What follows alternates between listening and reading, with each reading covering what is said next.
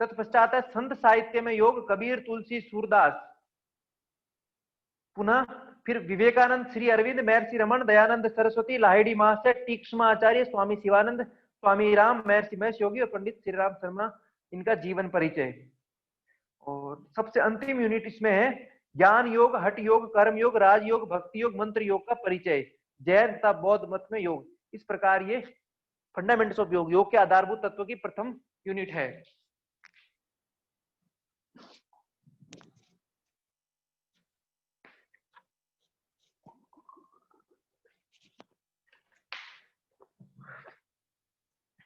आज हम पढ़ेंगे योग परिचय।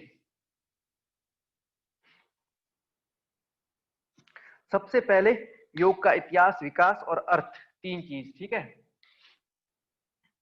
तो योग का इतिहास,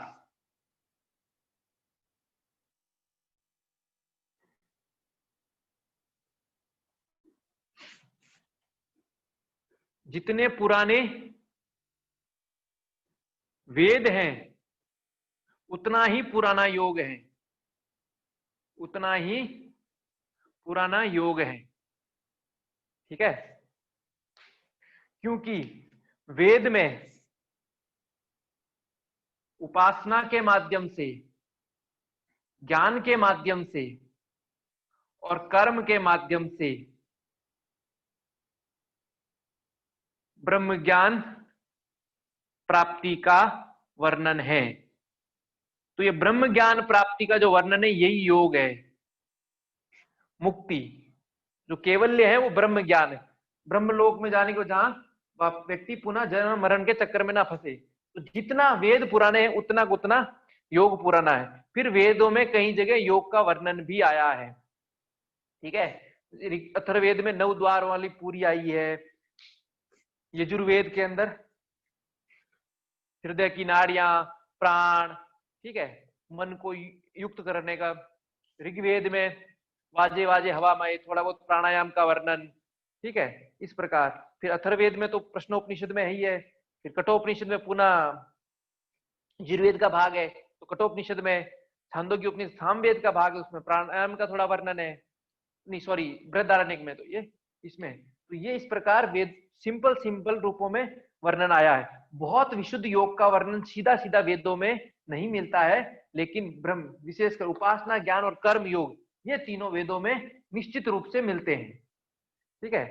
उपासना, ज्ञान और कर्म ये तीनों निश्चित रूप से मिलते हैं, क्योंकि जब हम ईशावास्य उपनिषद पढ़े थे तो प्रथम दोनों ज्ञान और कर्म योग के ही प्रथम दोनों मंत्र थे। तो जितने वेद पुराने हैं, अब वेद कितने पुराने हैं,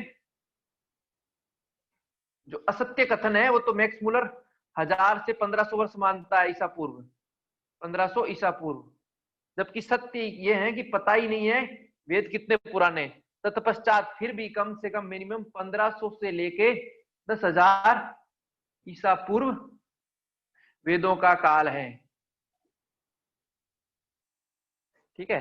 तो जितने वेद उतना, उसके पश्चात भी योग, और इसके संदर्भ में तो मोहनजोदड़ो की खुदाई में और हड़प्पा की खुदाई में योग अवस्था में बैठे साधक कह लो, योगी कह लो, ईश्वर कह लो, इनकी मूर्तियां मिली है। तो ये मोहनजोदड़ो हड़प्पा लगभग 3500 से लेके 5000 वर्ष पुरानी है, ईसा पूर्व 5000 ईसा पूर्व मानी जाती है। 3500 से 5000 ईसा पूर्व मोहनजोदड़ो और हड़प्पा मानी जाती है। तो 3 से 5000 और पीछे उस समय भी योग का मिला है। तो योग का इतिहास जो है वो वैदिक काल से शुरू होता है। वैदिक काल को 2 भागों में बांटा गया है, वैदिक काल को 2 भागों में बांटा गया है, पूर्व वैदिक काल और उत्तर वैदिक काल। दोनों में योग का वर्णन मिलता है, ठीक है। फिर सिंधु घाटी सभ्यता, सिंधु घाटी सभ्यता में खुदाई में मिली मूर्तियों से स्पष्ट होता है कि योग तब भी प्रचलन में था, तब भी प्रचलन में था। ठीक है, तो वैदिक काल तत्पश्चात। उसके बाद महाकाव्य काल आता है। कौन सा काल आता है? कौन से महाकाव्य प्रसिद्ध है? रामायण और महाभारत। रामायण को आदि काव्य कहते हैं, अर्थात पहला काव्य। ऋग्वेद प्रथम ग्रंथ है, ठीक है, प्रथम टेक्स्ट, लेकिन काव्य कविता फर्स्ट आदि काव्य रामायण। इसका काल 1000 से 2000 या 1000 से 3500 ईसा पूर्व के बीच में मानते हैं। ठीक है, और महाभारत को 500 से 1500 ईसा पूर्व के बीच का मानते हैं।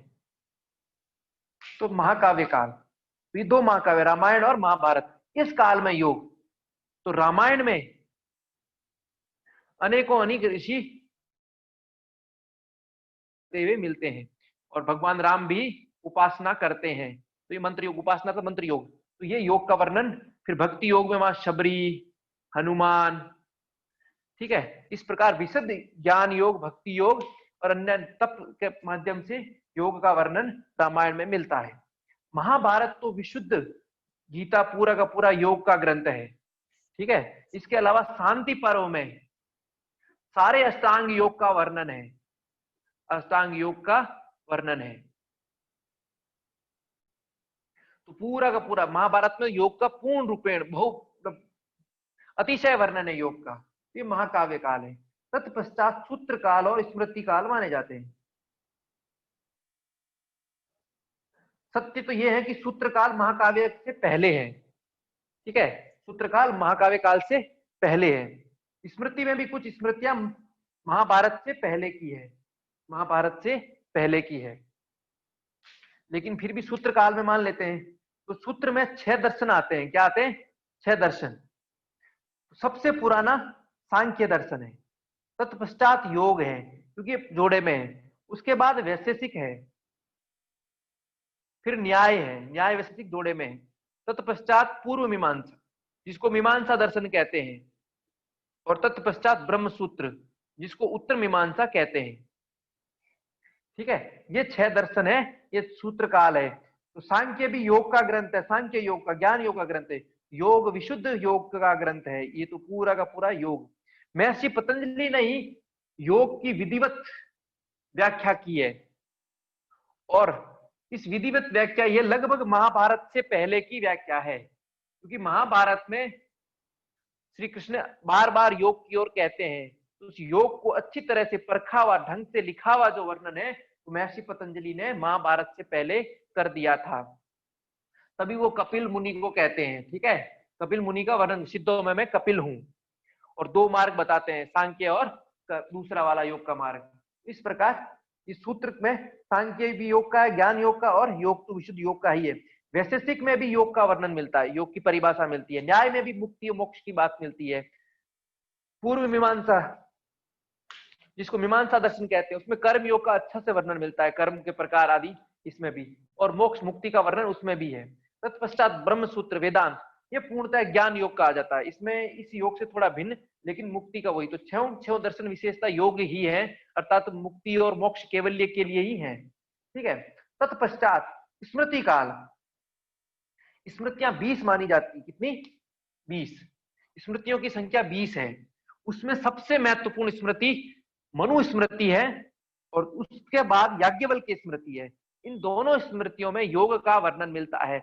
याज्ञवल्क्य की स्मृति, याज्ञवल्क्य ऋषि द्वारा योग याज्ञवल्क्य की रचना हुई है, जो याज्ञवल्क्य की स्मृति ही है, उसमें बहुत अच्छे से योग का वर्णन मिलता है। ठीक है, स्मृति काल में मनु स्मृति और याज्ञवल्क्य स्मृति, स्मृतियों की संख्या 20 है। ये दो महत्वपूर्ण स्मृतियां हैं। इन दोनों में योग का वर्णन मिलता है, दोनों में यम नियम का वर्णन मिलता है, प्राणायाम का वर्णन मिलता है, ध्यान का वर्णन मिलता है।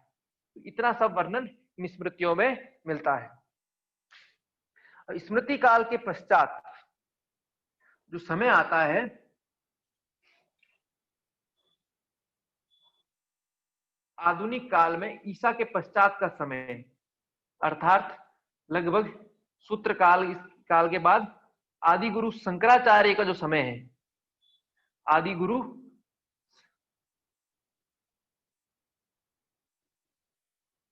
शंकर का काल, इसमें अद्वैत वेदांत,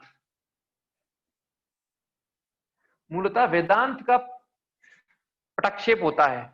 तो इस समय ये वेदांतिक काल में अद्वैत शंकर के साथ साथ कई और योगी होते हैं, उनमें रामानुजाचार्य,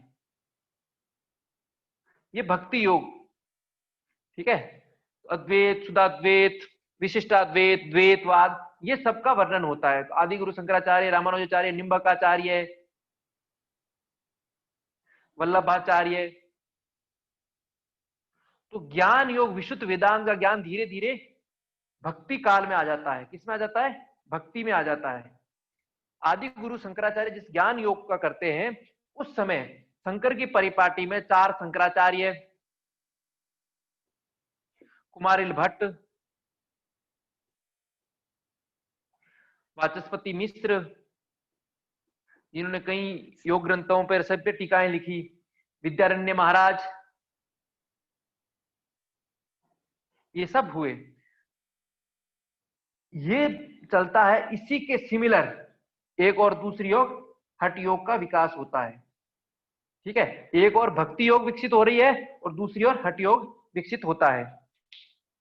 तो हठ योग का काल लगभग गोरक्षनाथ के काल से शुरू होता है, गुरु गोरक्षनाथ।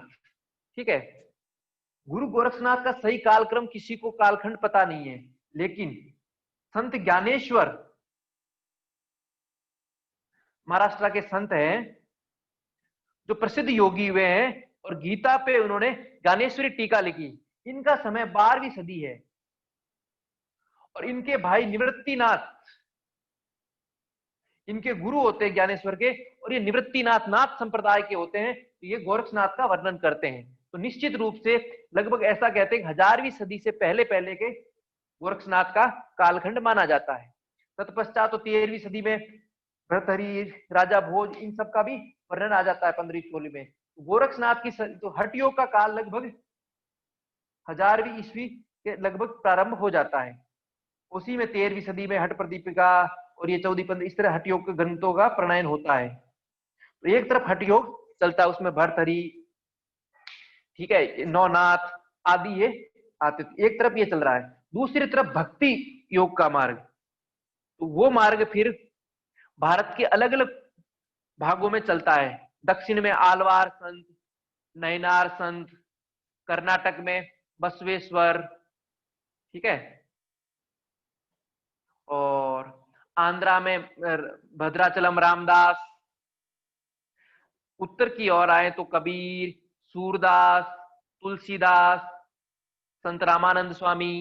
ठीक है, महाराष्ट्र में देखा जाए तो संत तुकाराम, ज्ञानेश्वर, समर्थ गुरु रामदास। ठीक है, अपने इधर राजस्थान की ओर देखें तो मीराबाई, जाम्बोजी, रामदेव जी। पंजाब की ओर देखें उसमें तो गुरु नानक देव से लेके 10 गुरु से लेके गुरु गोविंद तक। इस प्रकार ये एक आंदोलन योग का कंटिन्यू निरंतर चल रहा है।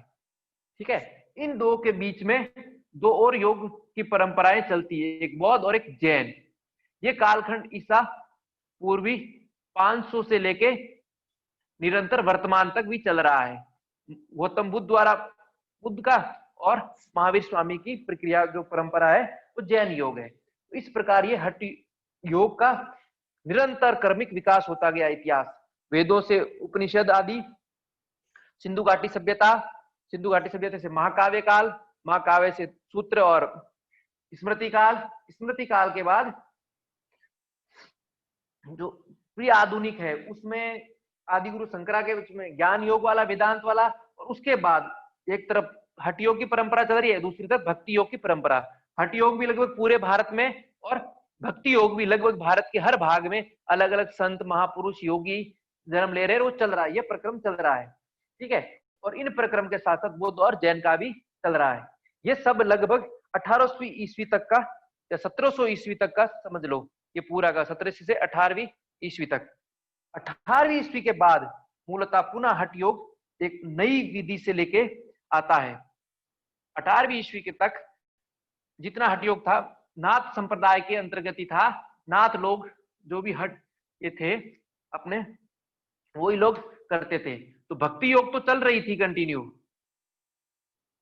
बंगाल में नाम भूल गया, बंगाल में उस समय चैतन्य महाप्रभु वगैरह थे। ठीक है, तो भक्ति योग और हठ योग तो 18वीं सदी तक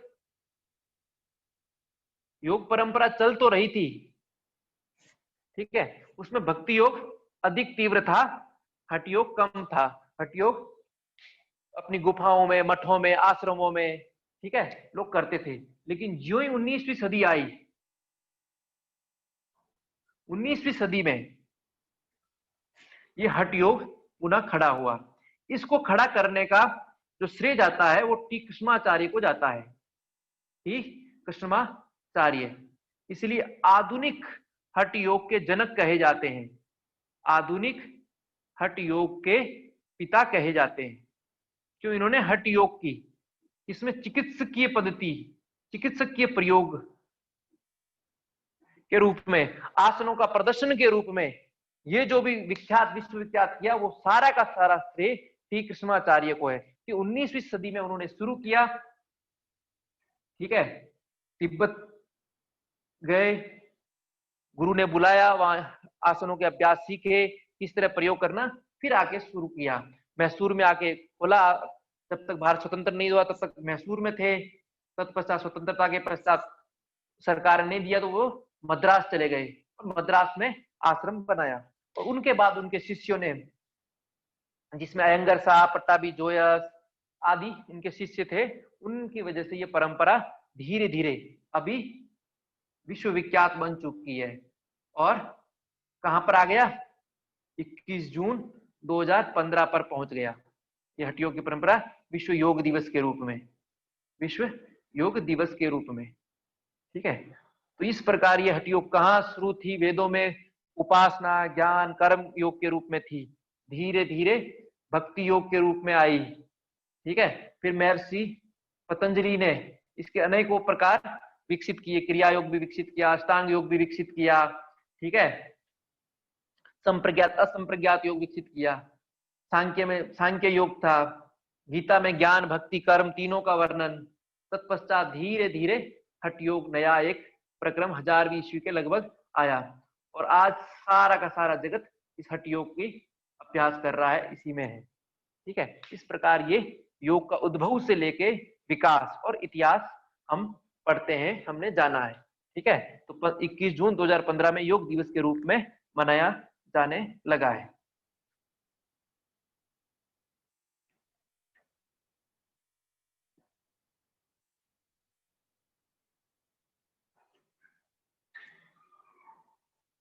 तो आधुनिक योग के टी कृष्णाचार्य, ठीक है, ये एक महत्वपूर्ण नाम है।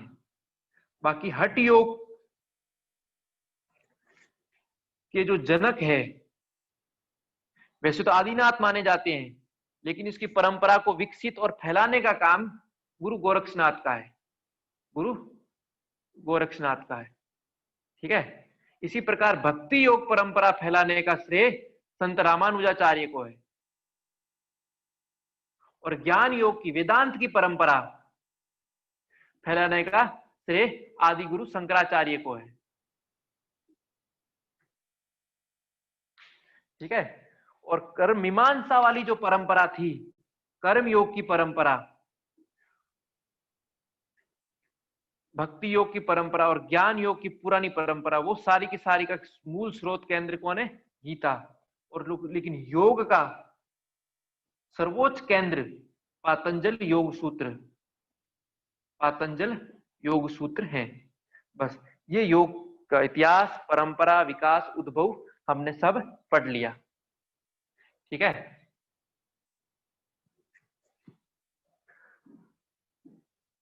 अब योग का अर्थ।